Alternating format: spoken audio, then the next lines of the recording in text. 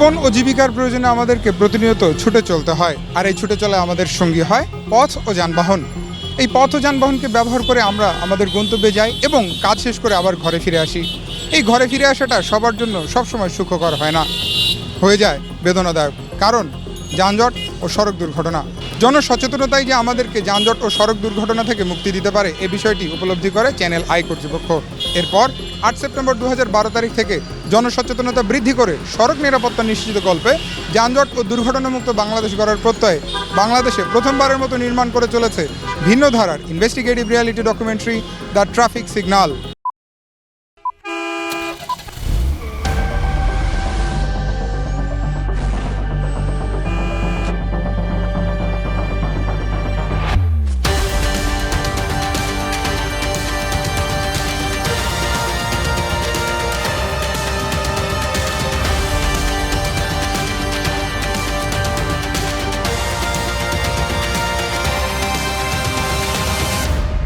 সুনাগরিক হন, ট্রাফিক আইন মেনে চলুন। দ্য ট্রাফিক সিগন্যাল দ্বিতীয় সিজন।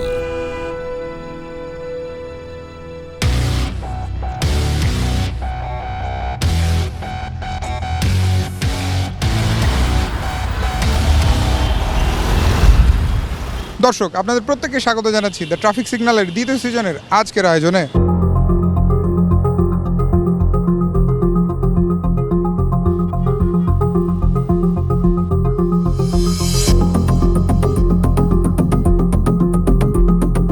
দর্শক, দ্য ট্রাফিক সিগন্যালের দীর্ঘ এক যুগের পথ চলায় আমরা পর্যবেক্ষণ করে যানজটের কিছু কারণ খুঁজে পেয়েছি। আমরা গত কয়েকটি পর্বে ধারাবাহিকভাবে সে কারণগুলোই তুলে ধরছি আপনাদের সামনে। আজকের আয়োজনেও পর্যবেক্ষণমূলক কারণগুলোই তুলে ধরবো আপনাদের সামনে। তো দর্শক, চলুন আজকের আয়োজন শুরু করা যাক, আপনাদেরকে সাথে নিই।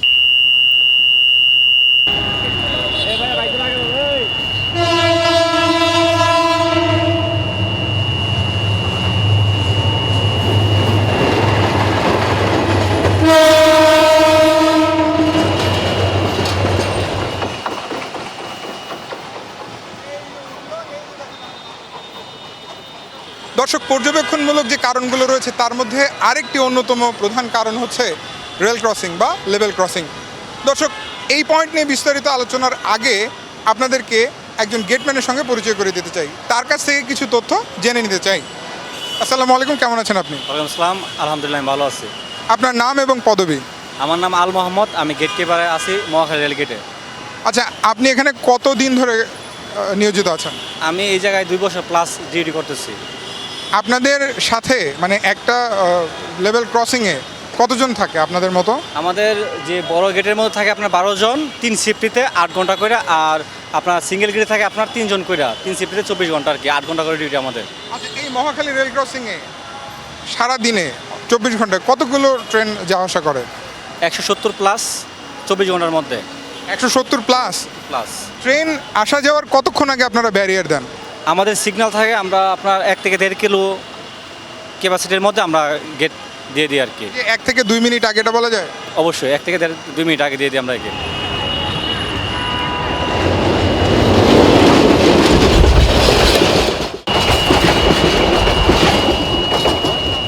রেল ক্রসিংয়ে যে অনেক সময় আমরা শুনতে পাই যে রেলে কাটা পড়ে, তো এরকম কোনো লাশ উদ্ধার করেছেন? হ্যাঁ, অনেক।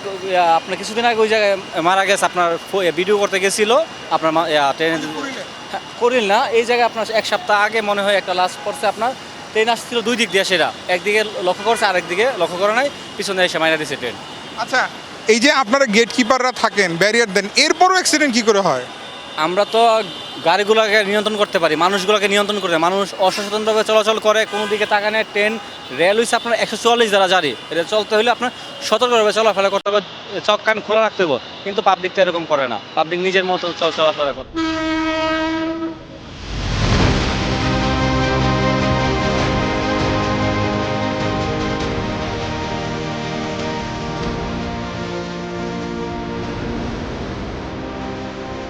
মানে এই ট্রেনে লেভেল ক্রসিংয়ে যাতে কোনো দুর্ঘটনা না ঘটে বা মানুষ যাতে কাটা না পড়ে, এক্ষেত্রে আপনি কি বলবেন তাদের উদ্দেশ্যে? আমার মতে রেল দিয়ে না চলাচলে সবচেয়ে ভালো।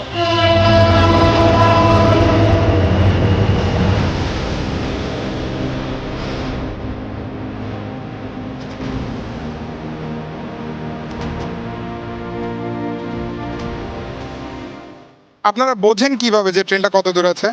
আমাদের এই জায়গায় আপনার সিগন্যাল আছে, অটোমেটিক সিগন্যাল থাকে, তবুও আমরা 24 ঘন্টা দুই দিকে লক্ষ্য রাখি যে তাকায় থেকে আর কোনো ডিউটি করলে 8 ঘন্টা আমরা অ্যালার্ট থাকতে হয়। দর্শক একটাবার ভাবুন, 170টিরও বেশি ট্রেন শুধুমাত্র একটি লেভেল ক্রসিং অর্থাৎ মহাখালী রেল ক্রসিং দিয়ে ক্রস করে যায় 24 ঘন্টায়। এখন গেটকিপার আমাদেরকে জানিয়েছেন প্রত্যেকটা ট্রেন আসার 1.5 থেকে 2 মিনিট আগে তারা ব্যারিয়ার ফেলে দেন। তার মানে একটি ট্রেন যখন ক্রস করে এই রেল ক্রসিংটি, তখন আপনাকে 2 মিনিটের জন্য দাঁড়িয়ে থাকতে হয়। আর আমরা ঢাকা শহরের পিক আওয়ারে যে কোনো বড় সড়কে প্রতি মিনিটে 100 থেকে 120টি যানবাহন চলার তথ্য পেয়েছি। তাহলে সেক্ষেত্রে 2 মিনিটে কতগুলো গাড়ি?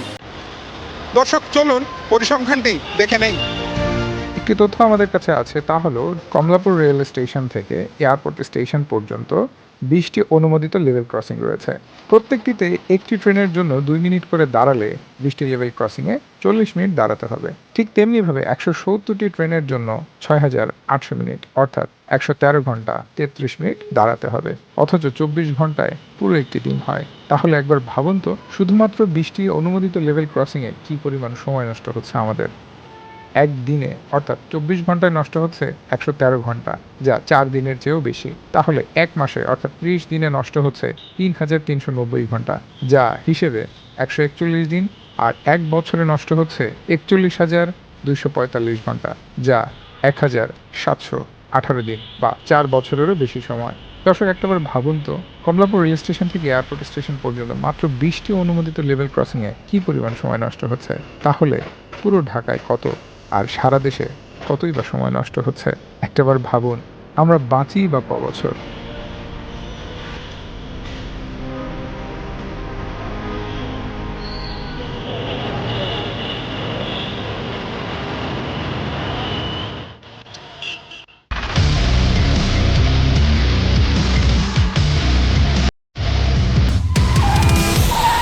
দ্য ট্রাফিক সিগন্যাল দ্বিতীয় সিজন।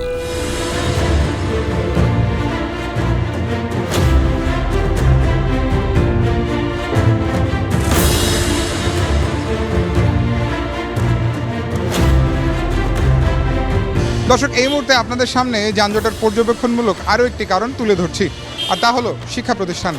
প্রশ্ন হচ্ছে, শিক্ষা প্রতিষ্ঠান কিভাবে যানজটের জন্য দায়ী হতে পারে? দর্শক চলুন নিজেরাই দেখে নেই।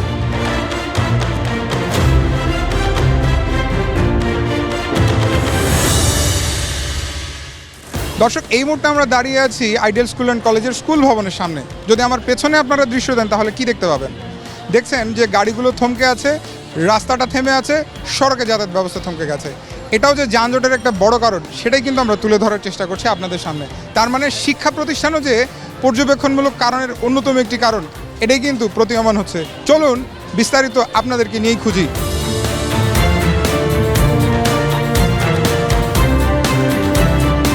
মতিঝিল সরকারি বালক উচ্চ বিদ্যালয় এবং সরকারি বালিকা উচ্চ বিদ্যালয় পাশাপাশি হওয়ার কারণে এই ছুটি এবং স্কুল শুরু হওয়ার সময় প্রায় কাছাকাছি।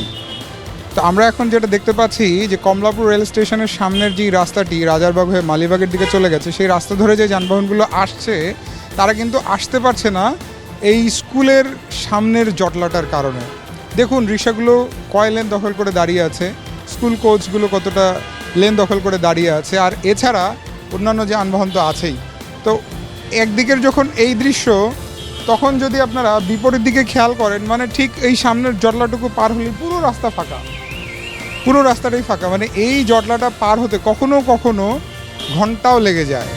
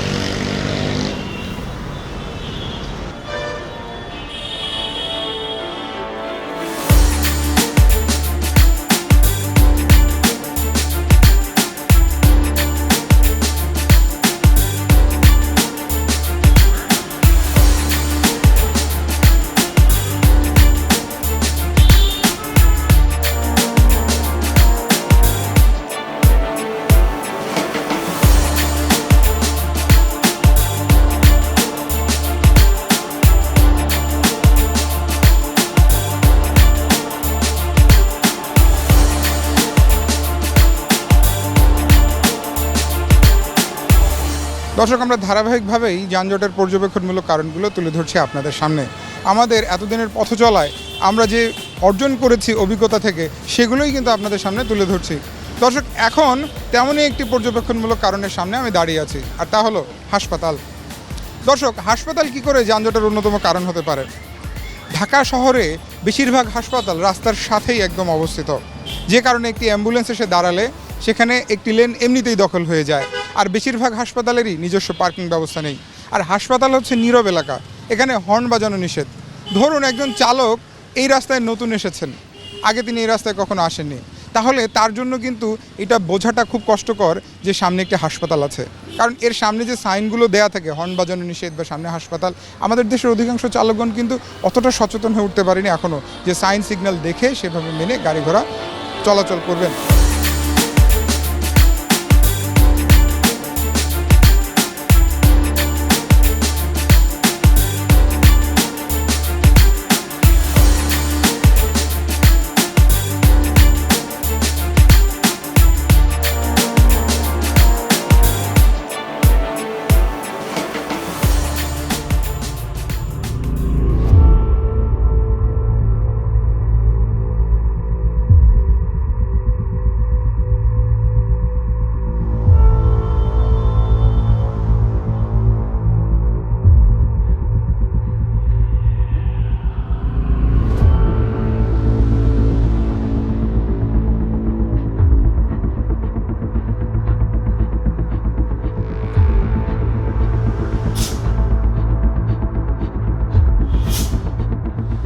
দর্শক, প্রতিদিনের যাতায়াতে আমরা যে যানবাহনগুলো ব্যবহার করে থাকি এগুলোর অধিকাংশই ইঞ্জিন চালিত যানবাহন। ইঞ্জিন চালিত হওয়ার কারণে এগুলোর জ্বালানি প্রয়োজন হয়, তেল হোক বা গ্যাস হোক, জ্বালানি অবশ্যই প্রয়োজন। আর এই জ্বালানি নেওয়ার জন্য যানবাহনগুলো পেট্রোল পাম্প বা ফিলিং স্টেশনে ভিড় জমায়।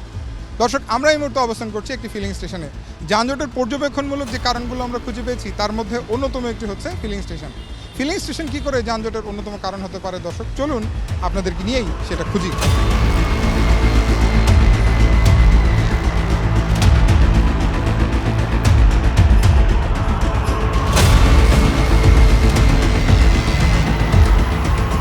দর্শক, যানবাহনগুলো কি সুন্দর সারিবদ্ধভাবে একটা লেনে একটার পিছনে আর একটা দাঁড়িয়ে আছে। আর এই বিষয়টা দেখানোর জন্য কিন্তু আমিও কিন্তু রাস্তার একটি লেনের মধ্যে দাঁড়িয়ে আছি, যেটা একদমই ঠিক নয়।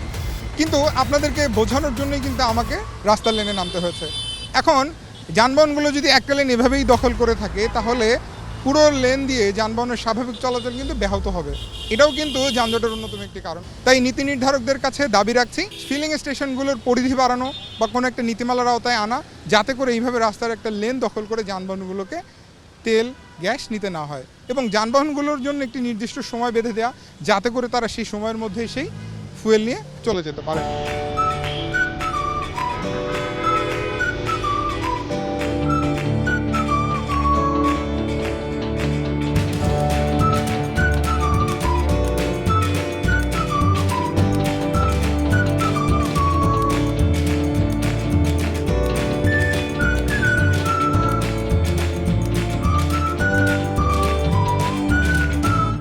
দর্শক, যানজটের পর্যবেক্ষণমূলক কারণগুলোর মধ্যে অন্যতম একটি কারণ হচ্ছে শপিং মল। শপিং মলও যে যানজটের একটি কারণ তা তুলে ধরতে চাই আপনাদের সামনে। ঢাকা শহরের অধিকাংশ শপিং মলে নিজস্ব কোনো পার্কিং ব্যবস্থা নেই, আর যে দু একটারও বা পার্কিং ব্যবস্থা রয়েছে তাও অপর্যাপ্ত, খুবই সামান্য, যে কারণে যানবাহনগুলো এসে শপিং মলের সামনেই দাঁড়ায়। আর ক্রেতা সাধারণদেরকে দেখে ক্ষুদ্র ক্ষুদ্র যে যানবাহনগুলো রয়েছে, রিক্সা, সিএনজি বা আরও ক্ষুদ্র যে যানবাহনগুলো রয়েছে, সেগুলো এসে শপিং মলের সামনে জটলা পাকিয়ে থাকে।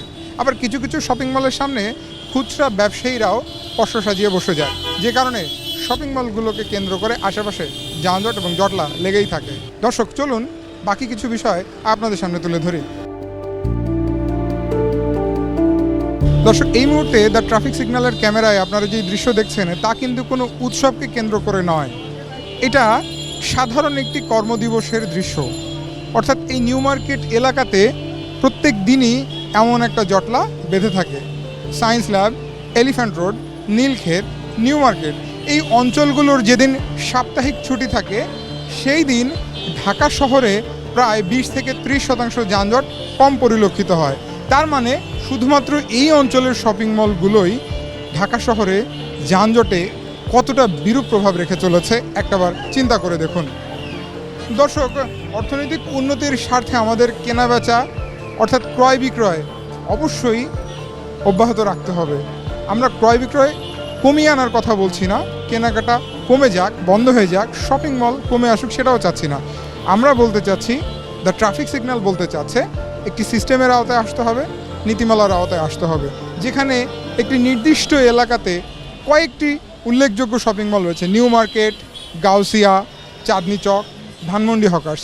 এই 4-5টা উল্লেখযোগ্য শপিং মলের কারণে, শপিং সেন্টারের কারণে একটা বাড়তি জটলা পরিলক্ষিত হয়।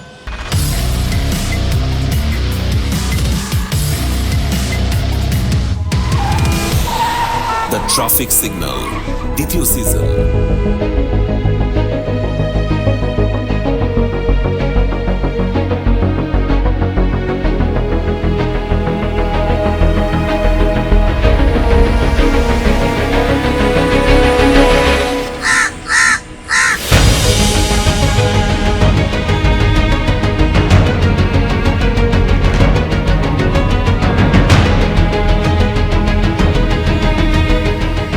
দর্শক, এই মুহূর্তে যানজটের পর্যবেক্ষণমূলক কারণগুলোর মধ্যে অন্যতম উল্লেখযোগ্য একটি কারণ আপনাদের সামনে তুলে ধরতে চাই, সেটি হচ্ছে ডাস্টবিন বা সেকেন্ডারি ট্রান্সফার স্টেশন।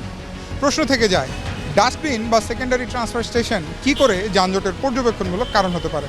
দর্শক, আমাদের প্রাত্যহিক জীবনে ব্যবহার্য বর্জ্য এবং বিভিন্ন ময়লা আবর্জনা সংগ্রহ করে ছোট ছোট ভ্যানের মাধ্যমে এনে এই ধরনের সেকেন্ডারি ট্রান্সফার স্টেশনে রাখা হয়। তারপর বর্জ্য ব্যবস্থাপনা করে সেটাকে ভাগাড়ে ফেলে দেওয়া হয়। এর মধ্যে যেই যানবাহনগুলো ময়লা আনা নেওয়া করে তারাও কিন্তু এই সড়কপথে ব্যবহার করে।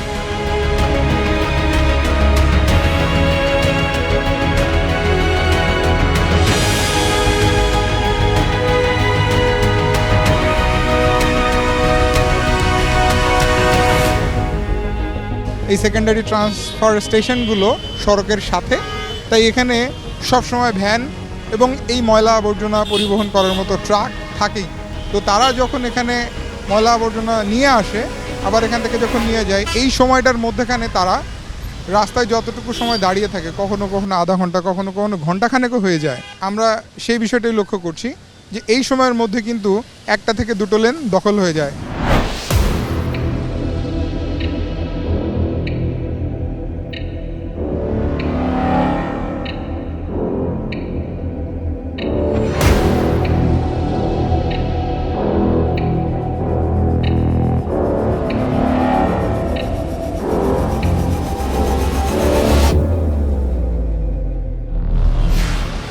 আসসালামু আলাইকুম মামা, কেমন আছেন? তো আপনার কাছে কি মনে হয় যানজটের কারণ কি? যানজটের কারণ এখন বর্তমানে যেটা দেখতে আছে, মূলত রিক্সাগুলা বিভিন্ন গাড়ি উল্টাপাল্টা ঢুকায়, এরপরে সিগন্যালের ভিতরে একটা সিগন্যাল ফালাইলে আর খবর থাকে না, এই ধরনেরই সমস্যা হয়।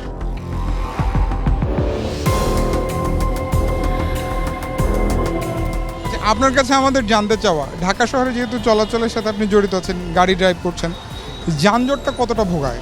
যেটা ভাষা প্রকাশ করার মতন না আপনার। কারণ বলতে আমাদের তো ঢাকা শহরে যাতে ফ্লাইওভার করুক না কেন, এলিভেটেড স্পেস করুক না কেন, আমরা যদি সচেতন না হই তাহলে তো এটা যানজট লাগিয়ে থাকবে। যানজটের পুরো কারণ হচ্ছে আপনার রং সাইড দিয়ে গাড়ি আসে, আর কিছু অটো রিক্সার কারণে, কিছু গভর্নমেন্টের প্রাইভেট গাড়ি আছে যারা উল্টো আর সিগন্যাল অমান্য করে, পুলিশকে এই জন্য জ্যামটা বেশি লাগে। হ্যাঁ, প্রাইভেটে কিছু শৃঙ্খলা নাই, যেমন ড্রাইভাররা জান না সিগন্যাল সম্বন্ধে, ডান বাম সম্বন্ধে, তারা যেখানে সেখানে ইউটার্ন দেয়, এই জন্য জ্যামটা বেশি হয়। উচ্ছৃঙ্খলভাবে গাড়িগুলো হঠাৎ ব্রেক করে, এখন যেভাবে যেখানে বাস স্ট্যান্ড সেখানে দাঁড়ায় না, তার জন্য জ্যামটা বেশি হয়। আচ্ছা, আপনি বলেন, এই যে বাস যেগুলো যেখানে সেখানে দাঁড়ায় যাত্রী ওঠানো, আর হুন্ডা হয়েছে সবচাইতে যানজটের সৃষ্টি করতে। নিজে একজন দোষ করে অন্যকে দিচ্ছি দোষ। যেমন একটু আগে হচ্ছে এক সিএনজি চালক এবং প্রাইভেট কার চালক আপনাদের দোষ দিয়েছে যে আপনাদের কারণে যানজট বাড়ছে, ব্যাটারি লাগানো রিক্সার কারণে। আপনার কাছে কি মনে হয়? এটার দোষ কি বলবেন, যা যা স্বার্থপর সবাই টানে। এদিকে মনে হয় হোন্ডালাও কম দোষ করে না, অবশ্য ওকে দোষ নেই, সব দোষ রিক্সালা করে। প্রাইভেটেও জাম বাজায়, হোন্ডাও জাম বাজায়, সিএনজিও জাম বাজায়। এই বাসলা দেখে রাস্তার মাঝখানে পাতা করে চেয়ে যায়। প্রাইভেট হিসাব করে একজন মনে করেন 4-5টা প্রাইভেট, তাহলে মনে এরাও দেন রাস্তাঘাটে মনে করেন পার্কিং করতে হয়। এরা একটা লোক নামলে মনে করেন দেন রাস্তার মাঝখানে লোক নামে যায়। যানজট মনে করি বাস প্রাইভেট এরাই করে। যাওয়া আসাতে যে যানজট হয়, এই যানজটটা যদি কমতো বা কম থাকতো তাহলে আপনি ট্রিপ আরও বেশি মারতে পারতেন কি? জি, আঙ্গ যদি যানজটটা কমতো আমরা আরও অ্যাক্টিভ বেশি মারতে পারতাম, 3টি বইতো। জ্যাম জ্যাম কমতেছে না কেন, আসলে দোষ কার? জাম জটের আপনার কমতেছে না, দিনে দিনে আপনার হিসাবে প্রাইভেট বাড়তেছে, গাড়ির সংখ্যা কম, প্রাইভেটের অংশ আপনার বেশি, এই কারণে জাম জটটা বেশি। রিক্সাওয়ালারা থেকে শুরু করে সিএনজিওয়ালা শুরু করে এরা বলে যে বাসের দোষ। না, কারণ কি একটা বাস দাঁড়ায় যাত্রী নেয়, ওইটারে আরেকটা বেকা করে দাঁড়ায় রাস্তা বন্ধ করে যাত্রী নেয়। জি, ওইটাও আছে। তারপরে দিকে রিক্সাওয়ালার আপনার চাপটা বেশি, রিক্সার চাপটা বেশি। যেমন আমাদের ওই সাইডটা দেখেন অটো রিক্সা ভরে রয়েছে, যেখানে এক সাইড দিয়ে যাওয়ার মতো কোনো আচ্ছা, ব্যাটারি চালিত রিক্সা কোনো সমস্যা করে? ব্যাটারি চালিত রিক্সা তো অবভিয়াসলি সমস্যা করে মেন রোডে। এগুলোর জন্য আপনার যে মফস্বল বা গলিগুলো এগুলোর জন্য বেস্ট, বাট মেন রোডে এগুলো প্রবলেম ক্রিয়েট করে। এর প্রাইভেট কারের কারণে জাম বাজে। একটা প্রাইভেটে একজন লোক যায়, এদের দেখেন এই যে প্রত্যেকটা প্রাইভেটে একজন করে লোক, তাহলে কত শত শত মানুষ, শত শত মানে সবাই একটা করে পার্সোনাল গাড়ি নিয়ে চলে। আমার মতো দোষ হলো প্রাইভেট কার জনপ্রতি একটা করে চলে না। এখন করণীয় কি হতে পারে? করণীয় এক নম্বর হলো অটো রিক্সা উঠাই দিতে হবে ঢাকা সিটিতে।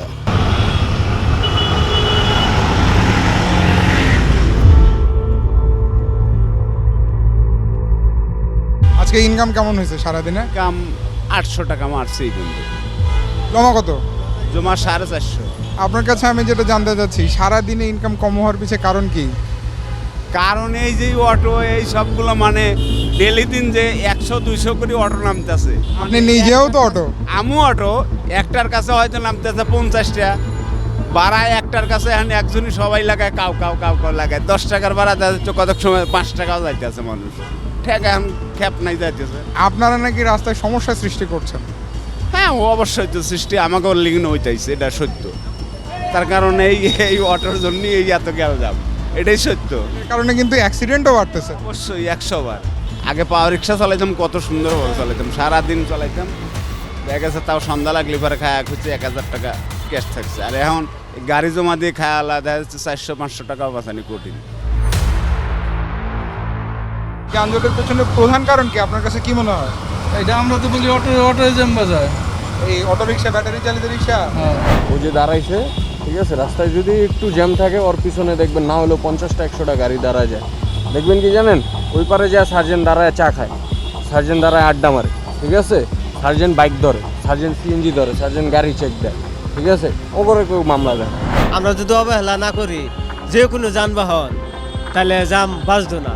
অবহেলার কারণে জাম বাজে না, আমরা তো জামজট করি না, সার্জেন্ট পুলিশ আছে না, জামজট করলে মামলা দেয় 10,000 12,000। প্রাইভেট কার বলতেছে, সিএনজিওয়ালা বলতেছে যে বাসের কারণে হয়, বাস একটা দাঁড়ায় যাত্রী ওঠায়, আর একটাই সোয়েটারে আটকায় উল্টো করে। গ্যাঞ্জাম করে কইতে, বাস তো সিরিয়াল মতো নাই, যাত্রী নামায় উঠায় ট্রেনে যাই, আমরা তো আর গ্যাদারিং করি না। দর্শক, একে অন্যকে দোষ দেওয়ার যে প্রবণতা, আর এই প্রবণতা যখন রাস্তার উপরে এসে পড়ে, তখন যানজটের বাড়তি চাপ আমাদের কাঁধে এসেই পড়ে। তার মানে আমরা পথ যারা ব্যবহারকারী রয়েছি, তারা যদি নিজ নিজ জায়গা থেকে সচেতন না হই, তাহলে বা একজন আরেকজনকে দোষ দেওয়া যদি বন্ধ না করি, বা সেই জায়গা থেকে যদি সরে না আসি, আদৌ কি যানজট থেকে বের হওয়া সম্ভব? কি বলছেন একজন পুলিশ সার্জন? তার সঙ্গে কথা বলেই জানার চেষ্টা করছি। এই যে একজন আরেকজনকে দোষ দিচ্ছে, প্রত্যেক চালক, যাত্রী, পথচারী, এদের উদ্দেশ্যে আপনি আইন প্রয়োগকারী সংস্থার সদস্য হিসেবে, সর্বোপরি দেশের নাগরিক হিসেবে কি বলবেন? আমাদের একটা টেন্ডেন্সি হচ্ছে, আইনটা হচ্ছে আমাকে বাদে আপনি অন্য সকলের উপর প্রয়োগ করেন। বিষয়টা হচ্ছে এমন, আমাকে আজকের মতো ছেড়ে দেন, এবারের মতো ছেড়ে দেন, কিন্তু অন্যের উপরে আপনি কঠোর আইন প্রয়োগ করেন। আর এই একটা মাত্র কারণেই আমাদের যানজটটার মানে বেশি হচ্ছে। মানুষ কেউ আইনটা নিজের উপর প্রয়োগটা মেনে নিতে চায় না, প্রত্যেকেই চায় স্বাধীনভাবে চলাচল করতে। হ্যাঁ, উল্টা পথে যায় মানুষ, তারপর একটু আগে সিগন্যাল ভায়োলেশন করে চলে যাওয়ার চেষ্টা করে। এবং আপনি যখন আইন প্রয়োগকারী সংস্থা হিসাবে আইন প্রয়োগ করতে যাচ্ছেন, তখন আপনি তাদের চোখে খারাপ, ঠিক আছে। এবং এভাবেই এক একজনের প্রতি মানে দোষারোপ করার যে প্রবণতা, এইটা আমাদেরকে বন্ধ করে আমাদেরকে সর্বপ্রথম আমার জায়গা থেকে আইনের প্রতি শ্রদ্ধাশীল এবং আইন মানার টেন্ডেন্সিটা আমাদের তৈরি করতে হবে। যে একে অপরকে দোষারোপের এই টেন্ডেন্সিটা বন্ধ করে অবশ্যই নিজের জায়গা থেকে সচেতন হইতে হবে। মোটামুটি একজন পুলিশের বিপরীতে 1200 জন মানুষ পড়ে, আমার একার পক্ষে 1200 জন মানুষকে চোখে চোখে রাখা সম্ভব না। এক্ষেত্রে আমরা যদি প্রত্যেকেই নিজেরা সচেতন হই এবং পুলিশকে সহায়তা করি, তাহলে আমাদের এই যানজটটাও কমানো সম্ভব। দর্শক, দ্য ট্রাফিক সিগন্যালের এক যুগের অধিক সময়ের পথ চলা থেকে পর্যবেক্ষণ করে যে কারণগুলো খুঁজে পেয়েছি, তাই আপনাদের সামনে গত কয়েকটি পর্বে তুলে ধরেছি। এই কারণগুলোর পেছনে দায়ী হিসেবে ছিলাম আমি, আপনি, আমরা পথ ব্যবহারকারীরা। দর্শক, সরকার ফ্লাইওভার বানিয়ে দিয়েছে যানজট নিরসন করে চলাচল নির্বিঘ্ন করার জন্য, কিন্তু আমরা ফ্লাইওভারের মুখেই যানজট সৃষ্টি করছি। একটি রাস্তার সাথে আরেকটি রাস্তা এসে যখন মিলিত হয়েছে, ইন্টারসেকশন তৈরি করেছে, সেখানেও আপনি আমি মোড়ের উপরে এসে দাঁড়িয়ে যাত্রী ওঠানামা করছি। ফুট ওভারব্রিজ থাকার পরও রাস্তার নিচ দিয়ে হাত দেখিয়ে দেখিয়ে রাস্তা পার হচ্ছে। ফুটপাত থাকার পরও ফুটপাতে চলাচল করতে পারছি না, কারণ তা দখল হয়ে আছে। দোকানের পসরা সাজিয়ে রাস্তার উপর বসেছি, মানুষ বাজারও করছে সেই রাস্তায় দাঁড়িয়ে। হাসপাতাল আছে একদম রাস্তার সাথে, হাসপাতালের সামনে জটলা লেগে আছে, কারণ আমরা হাসপাতাল করার সময় পর্যাপ্ত পার্কিংয়ের ব্যবস্থা রাখিনি। শিক্ষা প্রতিষ্ঠানগুলোও যেন রাস্তা দখল করেই গড়ে উঠেছে। শিক্ষার্থীরা যারা আসছে তারা যেখান থেকে নামছে গাড়িতে এবং যেখান থেকে উঠে আবার বাড়িতে চলে যাচ্ছে, সেই জায়গাটাও জটলা হয়ে আছে। মানে এই আমি আপনি যখন আমরা পথ ব্যবহারকারী হিসেবে পথে নামছি, তখন কিন্তু আপনি আমি অসচেতন হয়ে যাচ্ছি, অথচ আমরাই পরক্ষণে অন্যকে দোষারোপ করছি। আমাদের এই দীর্ঘ পথ চলায় মজার ছলে যে বিষয়টা উঠে এসেছে তা অত্যন্ত কষ্টকর, অত্যন্ত বেদনাদায়ক। তা হচ্ছে একে অন্যকে দোষ দেয়া, শ্রদ্ধাহীন হয়ে চলাচল করা। অর্থাৎ ছোট যানবাহনগুলো বড় যানবাহনকে দোষারোপ করেছে, বড় যানবাহনগুলো ছোট যানবাহনকে দোষারোপ করেছে, আর কিছু যানবাহন তো কোনো নিয়মকানুনই মানে না, তারা পুলিশকে দোষারোপ করেছে, এবং সর্বোপরি সবাইকে দোষারোপ করেছি। দর্শক, এই পথ আমাদের সবার। একজন চালক হিসেবে, যাত্রী হিসেবে, পথচারী হিসেবে আমরাই কিন্তু পথ ব্যবহার করি। দর্শক, দ্য ট্রাফিক সিগন্যাল 21 শতাব্দীতে দাঁড়িয়ে এই কথাটি আরও একবার স্মরণ করিয়ে দিতে চায়, আমরা যারা পথ ব্যবহারকারী আছি, আপনি আমি আমাদের নিজ নিজ জায়গা থেকে যদি সচেতন না হই, তাহলে যানজট ও দুর্ঘটনামুক্ত বাংলাদেশ গড়া স্বপ্নই থেকে যাবে। দর্শক, আমরা শুধু স্বপ্নই দেখতে চাই না, আমরা স্বপ্নের বাস্তবায়ন করতে চাই। চলুন, ভালোর শুরুটা এখনই হোক, ভালোর শুরুটা আমার নিজেকে দিয়েই হোক। ভালো থাকবেন, সুস্থ থাকবেন, সড়কপথের আইন মেনে পথে চলাচল করবেন। The traffic signal.